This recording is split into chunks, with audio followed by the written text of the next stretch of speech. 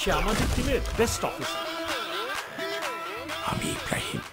ফারদিন এহসানের প্রথম পরিচালনা ছিল ডেস্টিনেশন, যার শুটিং শুরু হয় গত বছরের ডিসেম্বরে। এবার তারই সিকুয়ালের শুটিং শুরু করেছেন পরিচালক। কেন্দ্রীয় চরিত্রের জন্য পরিচালক এবার বেছে নিয়েছেন তার বাবা ও মাকে। পরিচালকের বাবা মাকে অবশ্য পুরো বাংলাদেশ চেনে ওমর সানি ও মৌসুমী নামে। ডেস্টিনেশন টেলিছবিতে মৌসুমী ছিলেন অতিথি চরিত্রে, কিন্তু ডেস্টিনেশন 2-তে প্রধান চরিত্রেই অভিনয় করছেন মৌসুমী। নিজের ছেলের কাজ করছি প্রথম, ভালো লাগছে। আমরা আসলে যেটা করি সেটা সানিও যেটা করে, আমিও যেটা করি, ওর কাজের ব্যাপারে স্বাধীনতাটা দেই।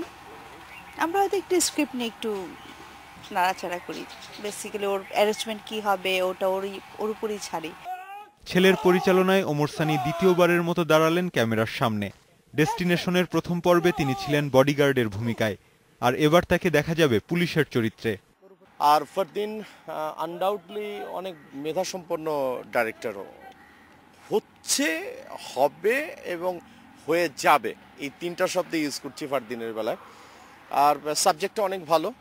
টিভির জন্য ফারদিনের এটি দ্বিতীয় পরিচালনা, কিন্তু স্বপ্ন দেখেন চলচ্চিত্র নির্মাণের। তাই নাটক নির্মাণের মধ্য দিয়ে সেই প্রস্তুতি নিচ্ছেন তিনি। দ্বিতীয় কাজে আরও কিছু নিরীক্ষা করেছেন এই পরিচালক। নতুনের মধ্যে কাস্টিং ডিফারেন্ট, গল্প স্টাইল ডিফারেন্ট, আর অনেকগুলো এক্সপেরিমেন্ট করা হয়েছে। যেরকম ক্যামেরা ওয়ার্ক আমি একটু অন্যভাবে ট্রাই করছি। গতানুগতিক যেরকম আমরা বাংলা ফিল্ম বা নাটকের ফাইট দেখি, ওইটার থেকে অনেকটা ডিফারেন্ট থাকবে।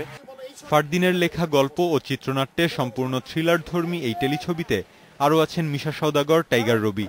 এটি প্রযোজনা করেছে মৌসুমী ওমর সানির প্রতিষ্ঠান স্বাধীন প্রোডাকশন। প্রতীক আকবর, ইন্ডিপেন্ডেন্ট নিউজ, ঢাকা।